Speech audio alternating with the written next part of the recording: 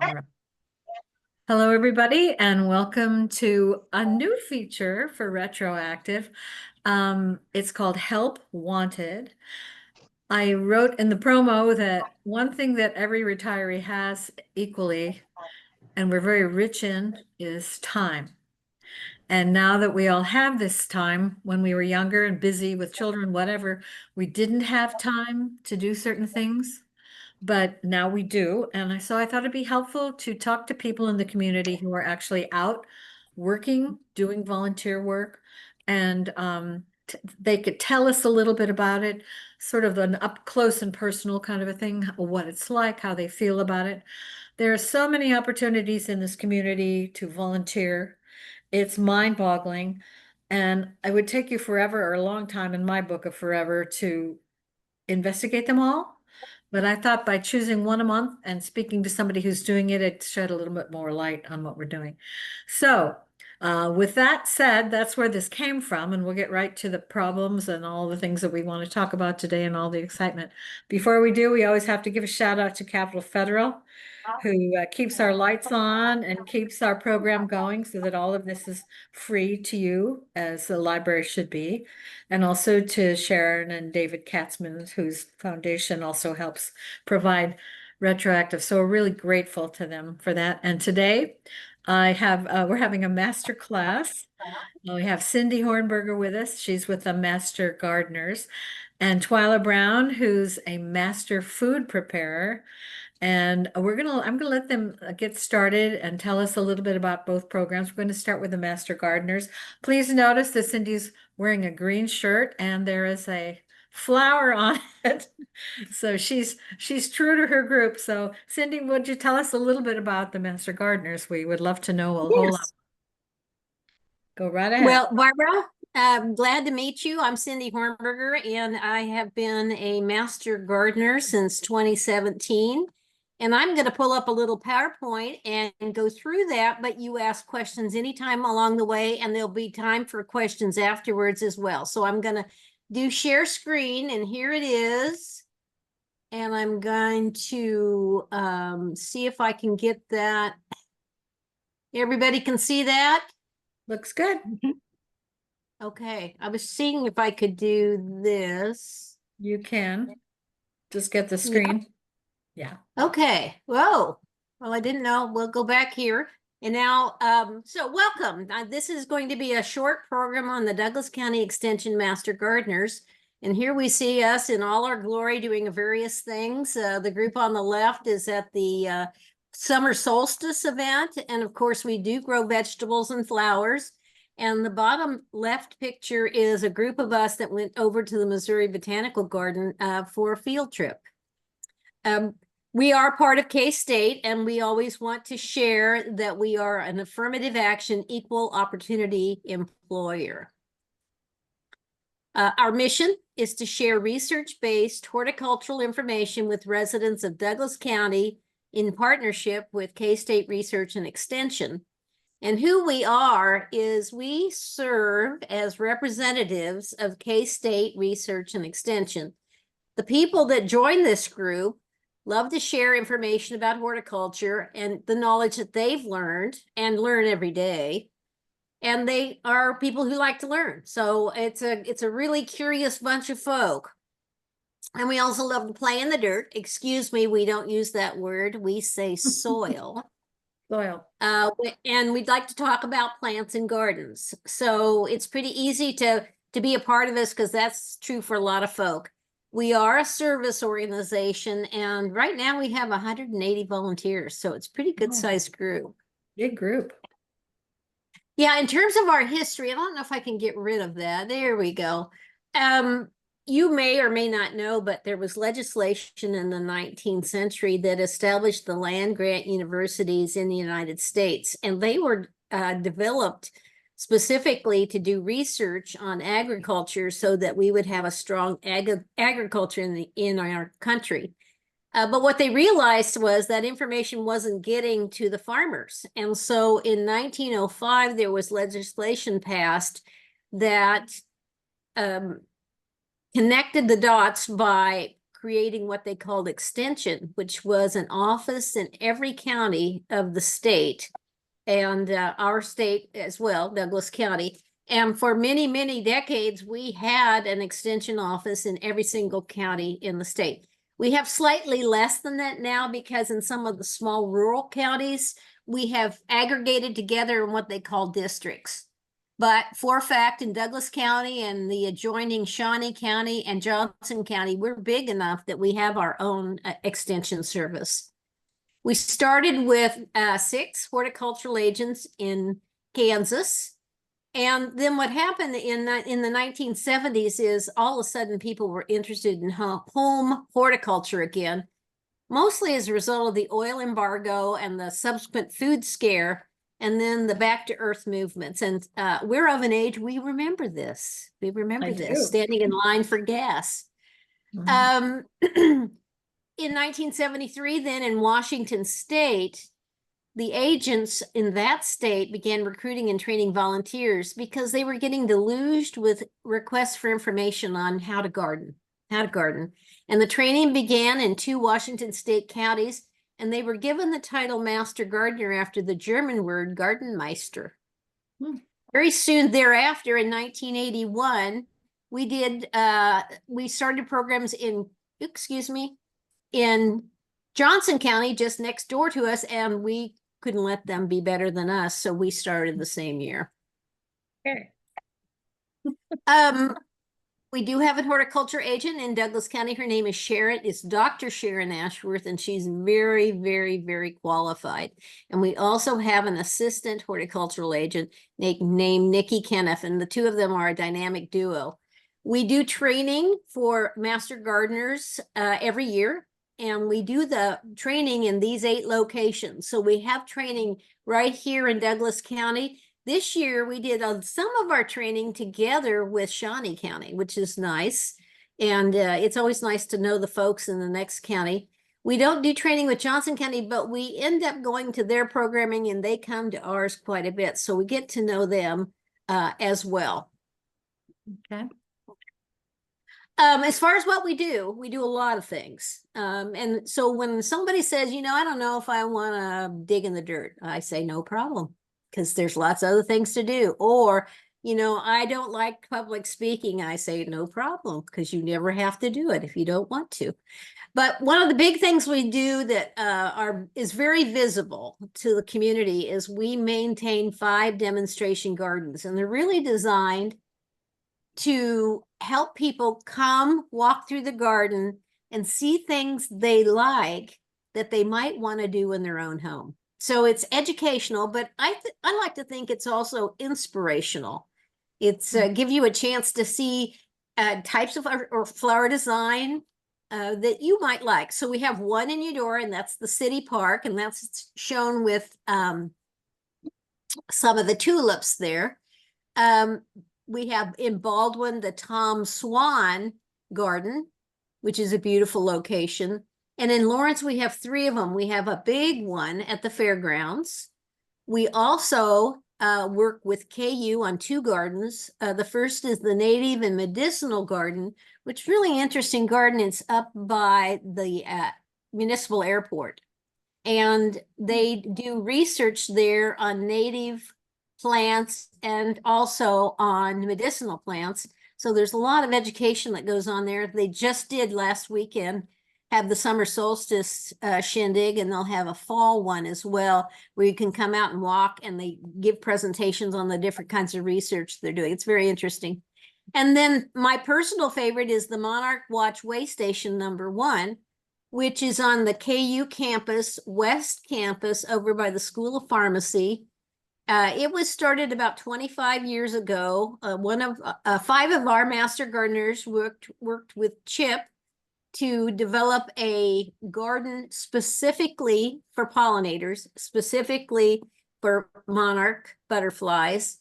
And it was designated as way station #1. And now we have thousands of way stations in the world. So it's really quite a thing that we were involved with #1. Chip Taylor. Another thing we do is we provide monthly education programs for EMGs and the public. Everything we offer training wise is open to the public. You can come to any meeting, any advanced education. We do offer some of these online, and we set that information out on our website, so you can always come and participate virtually or in person. And we record them just like Retroactive records this, so that you can watch it later at your own convenience. So there's lots of things that you can learn. We keep an index of all the programming. So if, okay, this year you did decide to grow tomatoes and you've got something going on with them, you can look at our library of programming and find the ones that talks about tomatoes. The meetings are actually every third Wednesday or Saturday, alternating, beginning with the third Saturday in January. And we usually have 75 to 100 people there. So it's a big crowd. And another interesting thing about this group is they know how to cook. So when you come, we have fantastic snacks. This is just an example of 1 year's training topics that we had. This is all free, but we had information on trees. We had a program on living environments for birds, designing outdoor spaces, photography in the garden, designing with native plants. This doesn't sound interesting, but it was hilarious, and that's making sense of Latin plant names. Caleb was, he's the manager of the McGregor Herbarium here on KU's campus, and he really makes it fun. Fruit trees, that was really interesting. It was a gentleman from the Giving Grove as part of the Kansas City Community Gardens. Harvesting and preserving seeds, and then we had a very interesting program on changing weather patterns related to climate change. And we have this level of interesting programming every year. Something near and dear to my heart is Hotline. This is really why we started Master Gardeners. You know, again, we started by training volunteers to be able to help people with their questions about gardening. And those questions are like this, you know, what's wrong with my tree? Why is my plant dead? How do I get rid of? And it can be anything. A lot of times it's a bug. Is this a weed or something I want to keep? And what should I plant? And I and a gentleman named Carrie coordinate Hotline, and we have about 25 dedicated Master Gardeners that work at Extension Monday, Wednesday, Friday afternoons from 1 to 4. And we take telephone calls, we take walk-ins, but we also answer all the emails that have been sent to us. The hotline is active from April 1 to October 30th, so we cover pretty much the growing season. And last year we had about 350 calls we answered. Wow. We also provide gardening workshops for groups for the general public. This happens to be a group out at Susan Rendell's garden. She's the master gardener in Douglas County.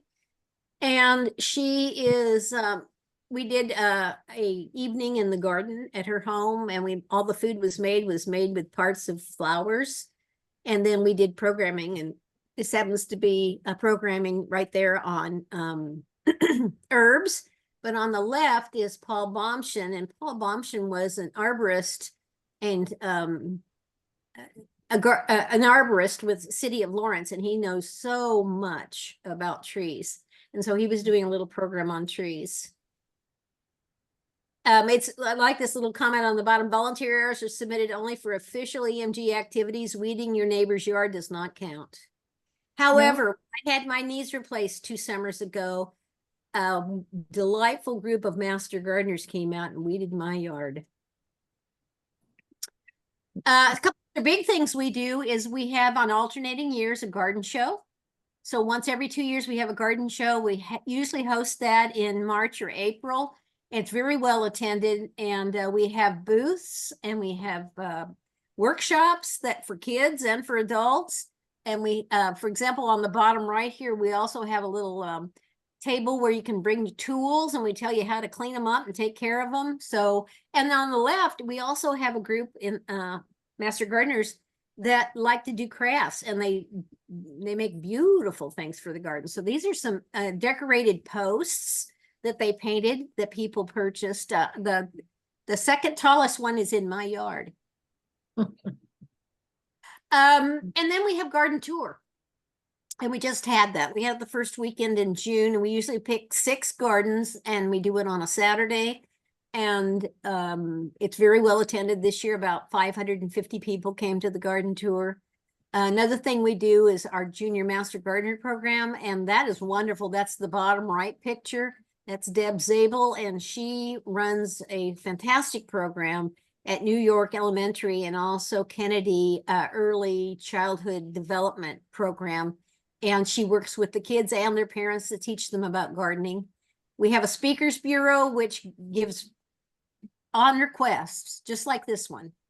We give presentations on any topic you want. And so we have a group of people that are willing to research and get ready to provide a program. And then there's some programs we do over and over again, like Kevin Nelson does a program on gardening as we age, and he tells you about all the little gimmicks that make it easier to garden. One of the fun things we do is produce distribution to Just Food, and I think Twyla's going to talk more about that. But on Saturdays, we have a group that goes down to farmers market, and at the end of the market, we collect up the food that the sellers do not want to take home, and we take all of that to Just Food on Saturday morning around noon. We have a plant sale, which is getting to be famous. Yeah. Had 10,000 plants at the sale this spring, and we had it in the pavilion building on the fairgrounds, and it's amazing the interest people now have in native plants. And we also staff a farmers market group twice a month. So I'm going to just kind of list these things, but you know, this programming is really about, you know, is this something I'd like to volunteer for? So we like to identify that, you know, you can have a lot of different ways that you contribute. If you like to work, you know, for example, you can work in our demo gardens or collect produce. If you've got garden ideas, we have a group that actually designs gardens for nonprofit organizations like the Boys and Girls Club. Do you like to teach others? Again, we have the speaker bureau and we can do workshops. If you like to solve problems and you do research, come join me in Hotline, because you learn a lot and you feel a lot more qualified to be a master gardener. If you're creative, we've got an art group. And if you just want to be inside and need to volunteer in off times, we've got a social media team that spends a lot of time getting the word out. And again, like if you like to work with children, we do some dynamic program during the school year with New York and Kennedy. So, you know, this is kind of being thrown at you, but I will tell you that we have a lot of presence on social media. And again, I don't know how you feel about social media, but for example, our website and then our specifically Master Garden website has tons of information that you can look at your leisure. We also, for those of us that use Facebook, we have a Facebook page and we post lots of stuff up there. And we also have an Instagram account. And then for those of us within Master Gardeners, we have Friends Facebook. So again, depending on where you slice and dice your social media, there is a tremendous, if I was going to recommend one thing, I would, after hearing both of us talk today, is just go to our Douglas County website and then, or extension website more specifically, and then you can click on and look at all of these different programming that extension does. So people say, okay, so what does this mean? You know, I got a lot of things going on. And Right. our first year commitment is 40 hours. That's for the entire year. You have already completed your education, which I'll talk about in just a minute, but you don't have to do any more advanced education, just 40 hours volunteer. And then for me and everybody else after year one, you're asked to volunteer 30 hours a year plus 10 hours of advanced education, which again, we offer at least 10 hours of that free. So it's not all work. We like leaders, not weeders. There's lots of advanced education, lots of good food. You meet and the most interesting people. I mean, it is such an interesting cross of folks. And we take field trips and you can say, hey, I'd like to go to such and such, and we'll build a field trip around it. So if you want to join us, we have a class every year. It's about 25 folk are admitted every year. Training is a combination of on-site on Thursdays plus virtual training that's done at your leisure. So makeup sessions are often available. The cost for the training is $100 and you get a huge amount of materials for that. But if that's a problem, we do offer scholarships, and we ask you to contact the agent, Sharon Ashworth, and she'll talk to you about how we can reduce those costs. This year, training is going to run September through December, and then in December you'll graduate and be part of us in 2026. So I think that's it. Let me look. Mhm. Questions. Wow. Yeah, how about some questions? Well, I'm kind of talk about an overload. I knew some of those things, but I didn't realize there was so much going on with the Master Gardeners, and it sounds like a Mhm. wonderful group. I love that leaders, not weeders, because that's a lot working in a garden, and I know I've been totally tweaking my gardens since I'm taking care of them by myself. So Yeah, yeah. things really change. Um, did you have any questions, Barbara, or did that kind of? No, I don't. I know it was such a blast, but I was very interested in a couple of things you mentioned. I wrote down about the getting on the mailing list for all those things, and I think that if I was wanting to follow through on what you just shared, I would call and ask for the Master Gardener Extension Specialist and You get would on ask the for the horticulture agent, Dr. Sharon Ashworth. okay, the horticulture agent, and then get Yeah. on the mailing list and Mhm. kind of get up to date and get started. And you've been at this since 20, did you say 15? 17. And so 17. I've really been in the field 18, 19, 20. This is my 8th year.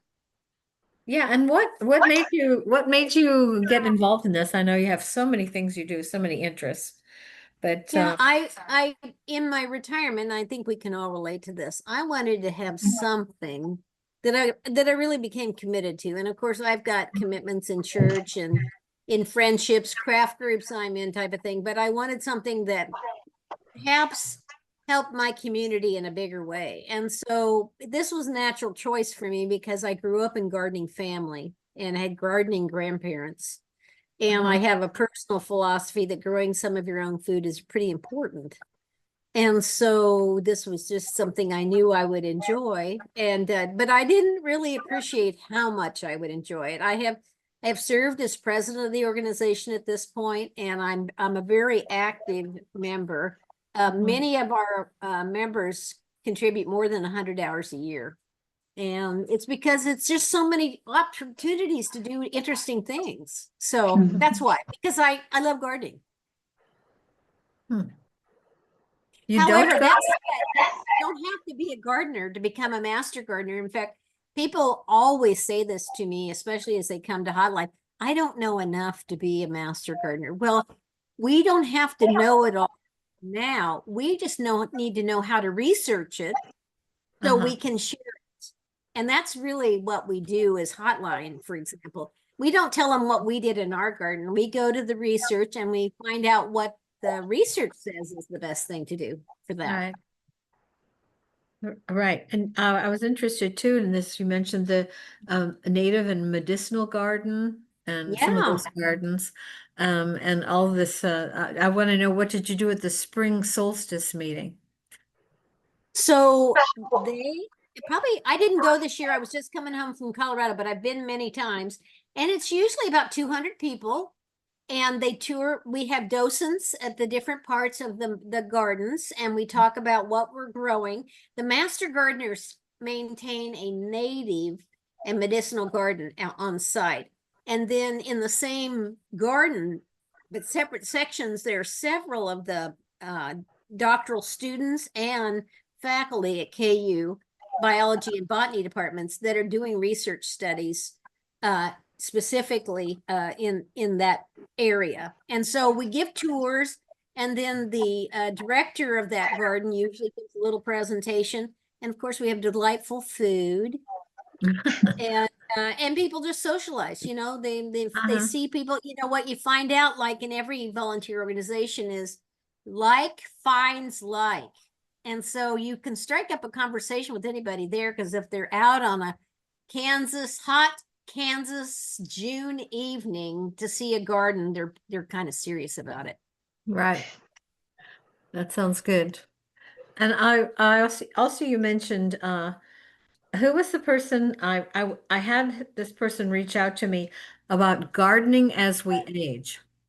Yeah. And I that let's talk about that. Because Yeah, that's I have Kevin two, Nelson, yeah, and I'm he right. is he's a big guy. He's about 6'4", and he was in my admission class, so we've been here for 8 years. And he got asked initially to do a program on that, and then he went Right, out and just talked to a lot of people about all the tips and tools and right, techniques to right. make gardening easier. And it's a very popular program. He's done this now several times at state programming.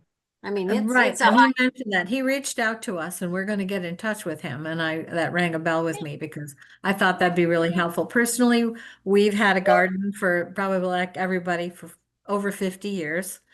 Mhm. But now I'm gardening by myself and I have two total knee replacements. And kneeling down and crawling through is not such a thing for me anymore. And so Mhm. it is kind of daunting, but I don't want to be deterred personally from Right. gardening because I enjoy it. As a matter of fact, we have a patch where we always grew potatoes and I always grew pumpkins for the grandchildren. The grandchildren are now getting doctorate degrees, so they're really not interested in the pumpkins. But I could not let that patch go. Mhm. And, got it tilled up and, it's very frustrating because you have such an urge to plant something and to get some food and tomatoes and things. I planted sunflowers. I thought, well, Okay. Okay. I can enjoy them. They're beautiful. It'll Mhm. be pretty. I had to grow something, but I would really like to know personally, and I don't know if anybody else who's listening in would like to know more about some ways to tweak it so that I can actually walk the next day or Yep. sleep that And night. You know what I mean? we have a woman that gives a program on a kind of a hydroponic derivative that gives her fresh produce, but not with that soil intensive gardening. We've Okay. had a lot of programs on. So just a tip from my life, which is very similar to your life, Yes. is I put in a drip irrigation system in my garden beds, and that has saved me so much time and money. And Yeah. I was always intimidated by that, thinking it was too technical. But then I listened to our program on that, and I was able to go down to Cotton's Hardware and order my parts. And I had about 6 friends come over, and we did it in 3 hours. Wow. So Okay. this is the kind of thing that sometimes, you think I can't manage that. But Mhm. then with a little bit of encouragement and a little support, because we do help each other. I tell you, we do help each other. You get those kind of things done, and then you don't have that pulling hose and watering and doing all that stuff that you always have at a vegetable garden. Yeah, that sounds great. Well, Mhm. I had no idea there was so much going on, and I Mhm. have gone on the garden tour more than once. I have been to the plant sale more than once, and they're wonderful, Mhm. wonderful opportunities and wonderful things Mhm. that you do for the community.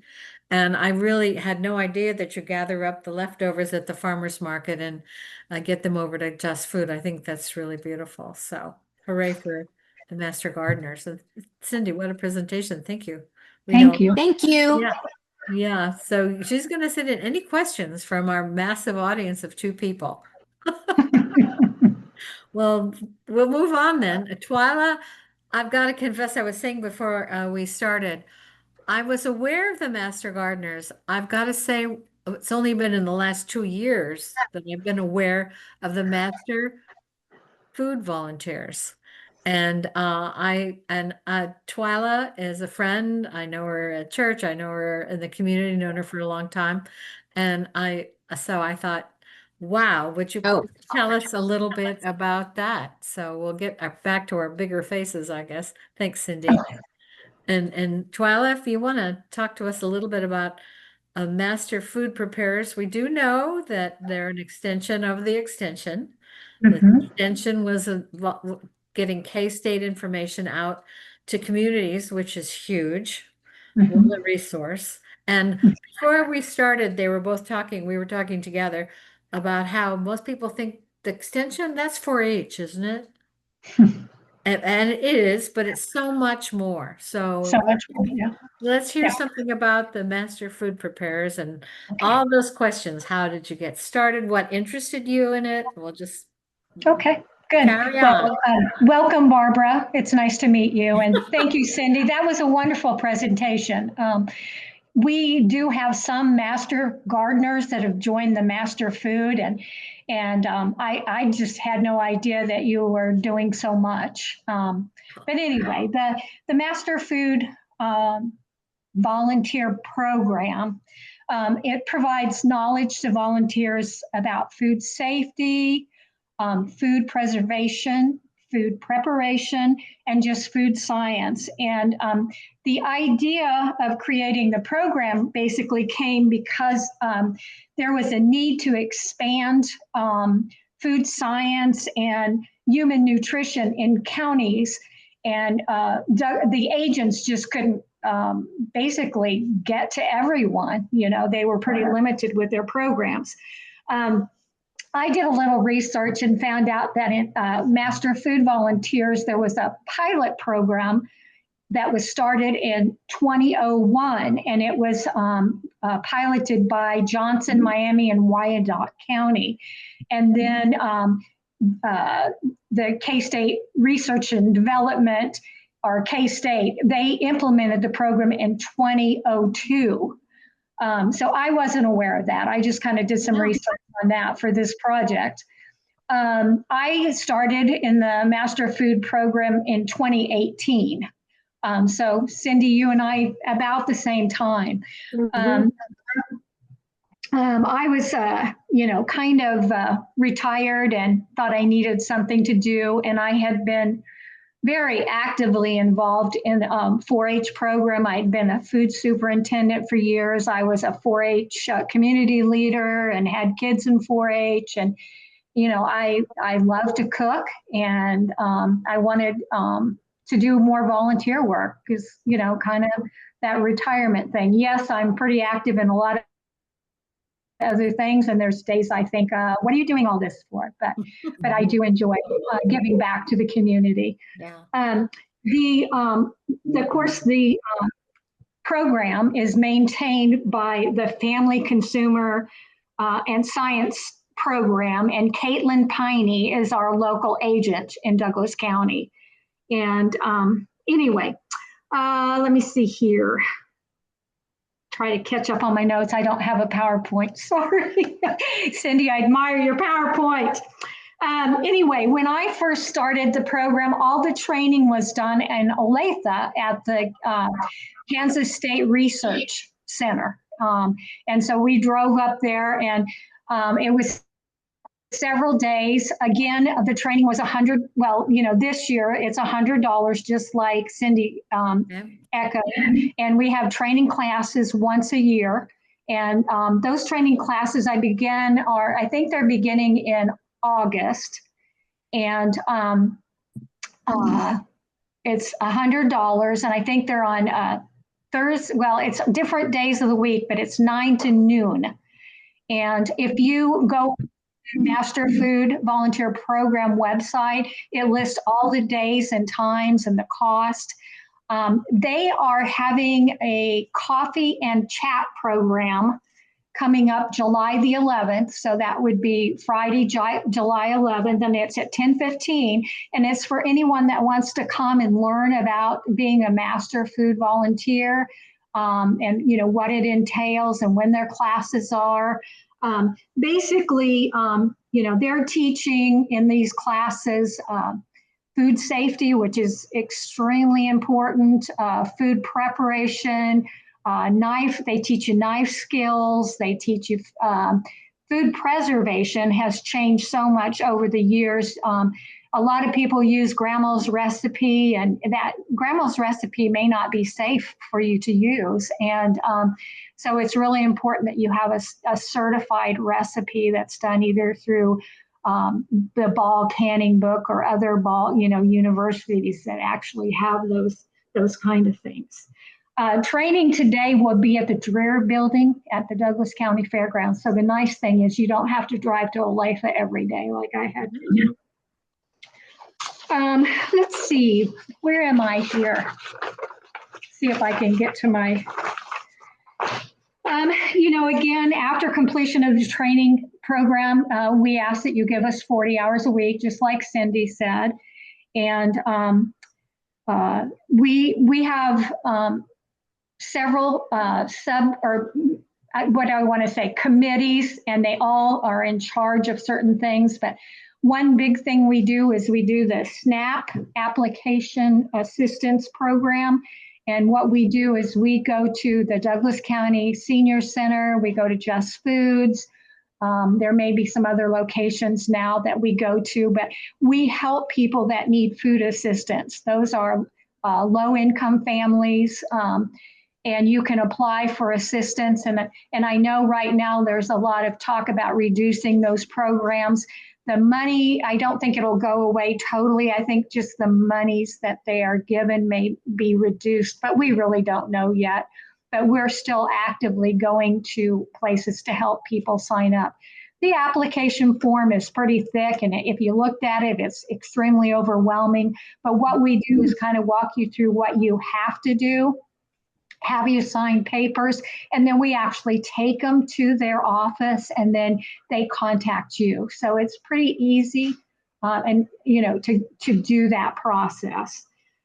We have I'm sorry, question? No, I just said that's great because Yeah. I think for so many people, the paperwork is so daunting. It Yeah. is. Where do you get it? And then how do you fill it out? And Right. I had no idea you do that. That's Yeah. wonderful. Yeah, I've done that several times. I have every year you have to recertify for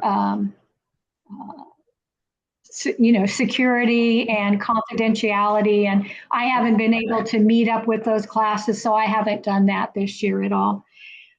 Community outreach, we have a group of people that have helped with a summer lunch program at O'Connell Ranch. Okay. They recently set up a kitchen, and I'll kind of talk to you about that here in just a minute. We helped set up a food pantry at Ballard Center as well through that outreach program. We're working very closely with Farmers Market. We're finding people to do demonstrations, how to prepare certain foods, 15 or 20 minutes. That's relatively new to our program. We haven't done a lot of that, but that's kind of in the works. The big thing we do once a year is we do a kitchen sale, and I'm extremely involved in that. But the date for this next year, 2026, is May 28th. And about a month before the kitchen sale, we start taking free donations on gently used kitchen items or wares, and it could be pots and pans, linens, appliances, silverware, plates. It just goes on and on. And basically people bring them in, and we separate them out and wash and clean them, and we make sure the appliances are working well. And then we set up in the Flory building for the day of the sale. And what we do is we give $40 vouchers for people that are involved or linked to Ballard Center, as well as people that are on the SNAP program. So they can come in and get $40 worth of free things to help them cook, or set a table, or we have towels and linens. It's cookbooks. It's just really, really fun. Sometimes it's overwhelming when you're trying to do all that and get that set up. Then we ask them to come an hour before, and then we let the general public come in, and we sell everything for $1, $5, or $10. So it's very, very reasonable. things that you can buy. And this year, since the O'Connell Youth Ranch was setting up their kitchen, we let them come in prior to our sale, and they took things, and they valued it at about $750 worth of stuff. And so, that's pretty amazing. But in the past, when Family Promise was jumping from church to church and setting up their own homes, we actually did baskets for Family Promise as well. So, that kind of went away this year, but then the money that we make from that sale, we use for programming for the public or for our monthly meetings. We also donate money back to food pantries, that type of thing with that. In the past, we've had cooking programs that we have done. We help with the Boys and Girls Club, and that is through Douglas County Extension or K-State Research and Extension. They have people that actually help with those programs, and we go in and help the kids cook. That's kind of fun. We've used to have a Cooking 101 class that was like a 6-week program where people that just didn't know how to cook just came in and learned how to cook or how to use knives or something like that. Trying to think of some other things. We've done a lot of nice tours, like we went to Kansas City to Ripple Glass and saw how they recycled the glass. And we've done other programs. I can't really think off the top of my head about some of those programs. But we do a lot, again, where our monthly meetings are open to the public, and we have programs every month. I believe Nancy O'Connor is speaking at our next meeting. And of course, she, is known for the Merck, and she comes and talks to us about healthy options. There may be foods that people don't normally eat, and she'll cook something and we'll try that. We had O'Connell Ranch come in and talk to us about their new program that they're setting up and what type of people they take care of there. I wasn't really aware of exactly what they did, but some of their kids are there 2 days, some of them are there 2 weeks, and some of them might be there 2 months or 2 years. But it's an interesting program. So you find out about other community services as well in these programs. When Heartland Food Pantry opened on 6th Street, there is a healthcare and a food pantry on 6th Street. It's where the Anderson rental area used to be on 6th Street. And we toured that facility and, just to find out what Douglas County is really offering for people. And then we just help. We help people in a capacity of many different ways, learning how to cook or having things to cook with.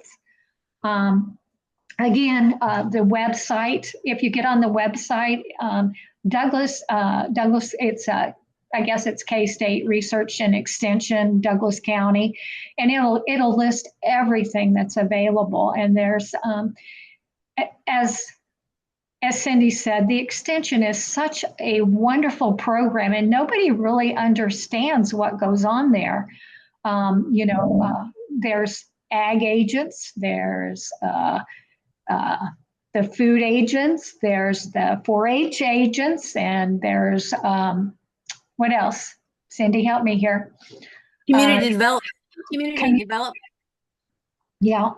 And, they're always looking for ways to help the community. And I would say that it's more based on low-income families or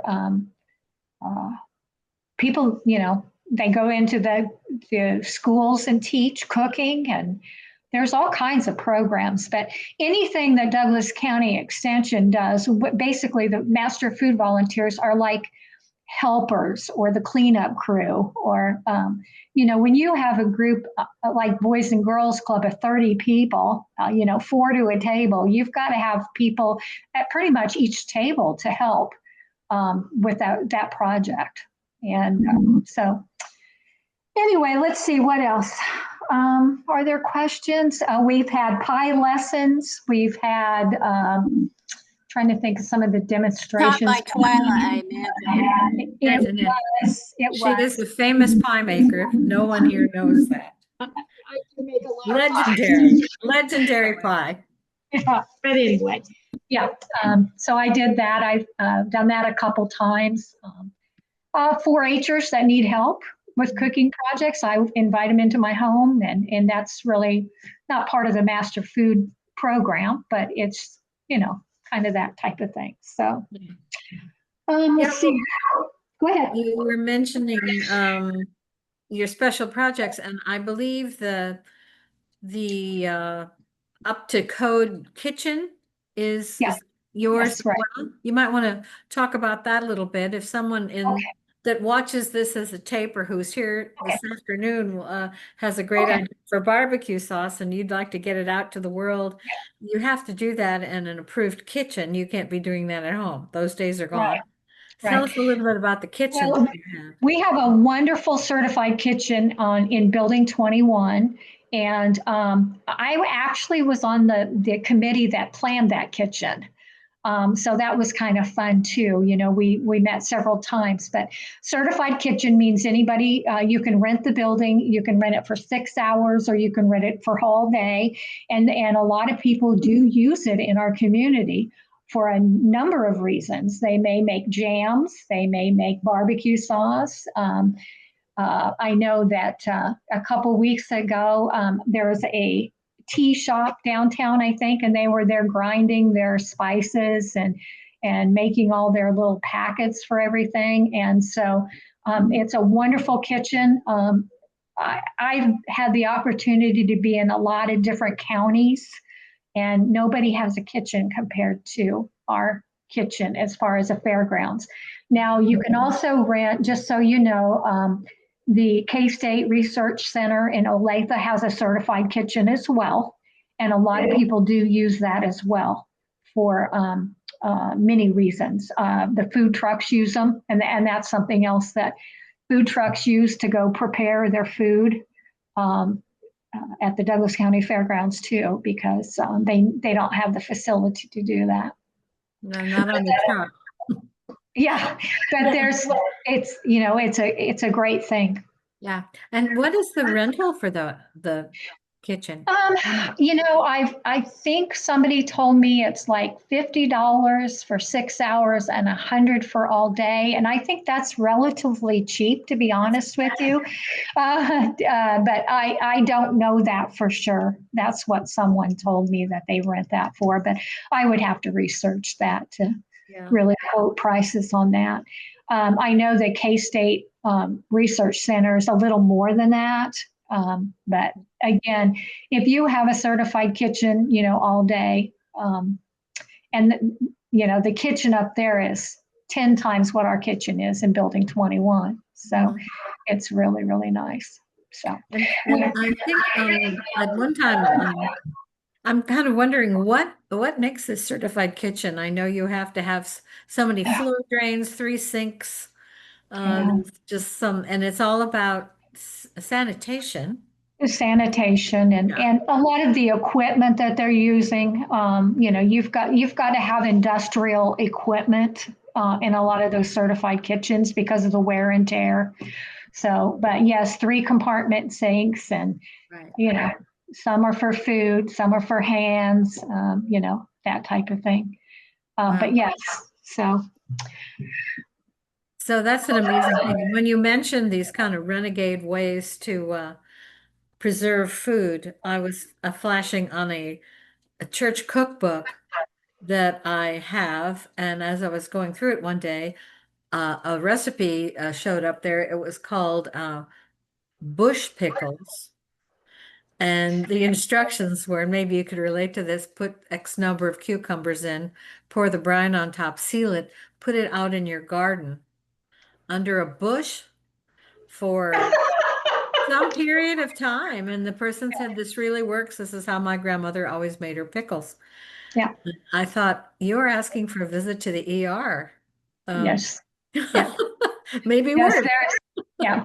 You know, the nice thing too about being a master food volunteer is you're up to date on all of the safety and regulations. And for instance, like now at the Douglas County Fair, when you take a frosting in, there is a formula to make sure there's enough sugar in it. So it is a truly a non-perishable item.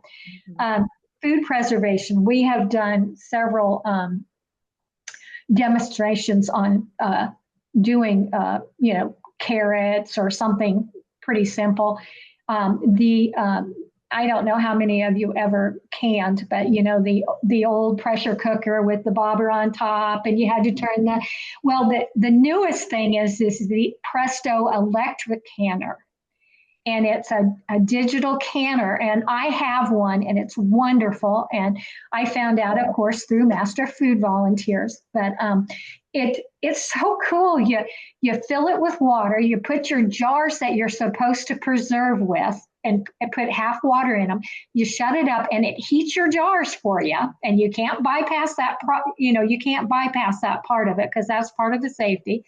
And then it beeps, and you need to fill your jars, and then it beeps, and you push another button, and it beeps. And basically, it's so safe, and it's not, changing the dial to make sure you've got enough pressure in there, and it's all digital and so easy. And so anyway, just a plug for that, but there's always something changing in the food industry, and it's always nice to be up to date on that. So, and food safety is when you go through the class, it's kind of boring. I'm not going to lie to you, but it's so food safety is so important. Foodborne illnesses, people get them thousands of people, and some people just get sick a little bit. Other people can die from it. And it's so important that people realize what they're doing and how they're doing it. So yeah, let me ask you a quick question now that we're in the melon season, as long as we have a few minutes. And I hope I have an answer. if anybody else has a question, please shout it out or put it in the chat box.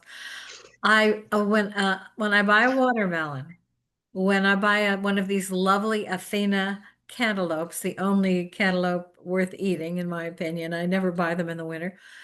I bring them home, and a couple of questions about that. I've got to say, I do have a tendency to look for grown in the USA, just because I might have read somewhere that you're not quite sure what happens to things in Mexico. I'm not disparaging Mexico in any way. Right, I understand. But at least I was brought up on the fact that there's somebody looking out for my food here in the United States, USDA, whatever.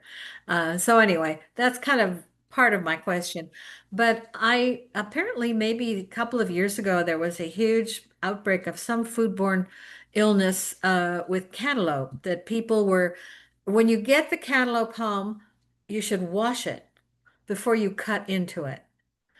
And so I never did that before, Yeah. but I'm always washing the cantaloupe. I'm always washing the watermelon. Now, I don't put like, Dawn detergent on it, but I rinse it off and kind of let it all kind of get used to the fact that it's clean. Maybe even refrigerate it for a while. So did I remember that story correctly? That some people died from eating a Rocky Ford cantaloupe that had listeria? Yes, I think that Cindy's shaking her head. Yes, I think that's true. And it's always a good idea to rinse and everything that you get. And I know a lot of people don't do that, but and I don't think it matters to me where it comes from. I still think you need to be extra careful with all of that. Because you never know what kind of residue is on that from some spray that they put on it to keep the bugs. We don't know what We don't know. I know, and sometimes when I'm at the grocery store, and I've seen, and I don't blame them one bit, but I've seen people taking a grape and popping it in their mouth to see if it tastes good. I get that. You don't want to carry home 2 pounds of grapes that are sour or taste bad. Or I've seen somebody pick up a cherry and pop it in the old mouth. And no, I could buy those. And I'm thinking, Oh my gosh. I mean, that's probably not a good practice to sample the fruit. I mean, You know, that's some of my friends, and Cindy, you may know, they use vinegar and water to wash their stuff with. I don't know, Cindy, what is the master food recommendation on that for foods that are grown in the gardens? They getting some Oops, little feedback. that's okay. just a little bit of warm soapy water, Water, okay, yeah. a rinse and a dry. And I Mhm. think actually lists out there about what fruits and vegetables are higher risk for Mhm. example, pesticides and herbicide use. Sure. Again, if you grow vegetables, Yeah. you can kind of common sense that. Yeah. But in practice, I wash everything that comes home. Actually, Yeah. even the ones that come home from our farmers market, it's just Yeah, Sure. Yeah. now. I do. I wash do too. everything that comes out of my own garden. I know I'm not using anything, but I'm still, Right. just to be safe. And I think, and then speaking of Nancy O'Connor, of course, I know her very well. She's my My sister-in-law. sister-in-law, yeah. They do publish a list that's, I remember, the Dirty Dozen, which Yep, that's is the right. most residue-laden food in the world. And Yeah. at the top is always Alas Peaches, which, it just breaks your heart. Like 90% of the time, somebody, of course, this could be fake news, but I don't think so. 90% of the time they have got some residue. So I always wash those. And then of course that if I peel it, then I really feel like I've done the complete job. But Mhm. there are some and some things they say don't worry about it, like broccoli. Fine. You don't have to buy organic broccoli, so forth and so on. So it's Yeah. very interesting. And I hope everybody's enjoyed this hour of talking Yeah, about it's been fun. gardening and food, because I certainly have. Yeah. Does anybody have any more questions about master Yeah. food? Anything? A lot of my stuff was similar to what Cindy echoed. I mean, you have to train, you have to give back. It costs you $100. Yep. But if you're retired and looking for some community involvement and something to do, you meet a lot of different people and Really good. And it's to me it's rewarding and fun. So Very meaningful. Yeah, well, it sounds, and you could meet people and you could get to eat stuff. I mean, what else is Yeah. there? I'm all over Yeah. it. right. So Thank you so You bet. much for being here. I've You're enjoyed the welcome. work. We're getting hands from our studio audience. And all you people who missed, I hope you enjoyed this recording. It should be posted in the next couple of days. The plan for next month is to talk to Linda Kucha. She's a parent involvement volunteer. I was a teacher at New York School, and she's going to talk to us about opportunities to work in the public schools. Particularly the program she works with is Book Buddies. So if you've got time once a week to go in and spend an hour reading with a child, this is for you. And Okay. my little sentimental thing about that is I read the other day, children who are loved go to school to learn. Children who are not loved, and there are some in our community, They go to be loved. go to school to be loved. Yeah. And so this would be a lovely way to give back. So Yeah. thank you for Yeah. being here. Thank you everyone for tuning in, and you guys are the best. I owe you a piece of pie. Oh, I'm not worried about that. I'll have my people call your people. Thank you for Okay. being here. And Bye, thanks Cindy. everybody. Bye, Twyla. Bye. Bye, Bye, Barbara. everybody. We'll see you next Bye, time. Laurel. Okay. Bye-bye. Bye-bye. Thank you.